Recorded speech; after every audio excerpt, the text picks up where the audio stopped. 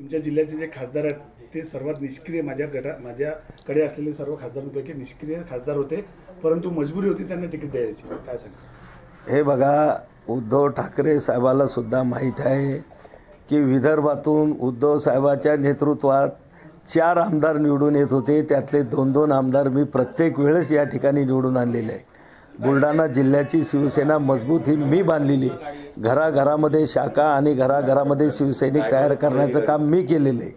आणि म्हणून उद्धव साहेब आता विरोधात गेले म्हणत असतील, पण मागच्या वेळेस मी त्यांना म्हटलं होतं की तुम्हाला कोणता उमेदवार माझ्या विरोधामध्ये उतरायचा, तर नाही तर ते आदित्य ठाकरेला इथलं उमेदवारी द्या आणि मग पाहूया की मी निष्क्रिय होतो की नाही होतो. आदित्य ठाकरे इतकासा तो वारंवार प्रसिद्धीसाठी मुख्यमंत्र्याला आमच्या चॅलेंज देतो की मी राजीनामा द्या, मी ठाण्यामध्ये उभा राहतो.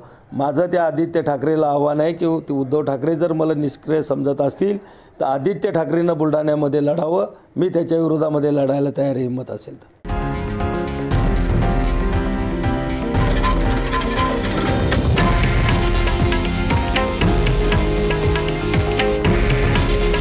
हे आहे देशातील नंबर 1 न्यूज नेटवर्क आणि आपण पाहत आहात TV9 मराठी. काळजी तुमची, हित महाराष्ट्राचं.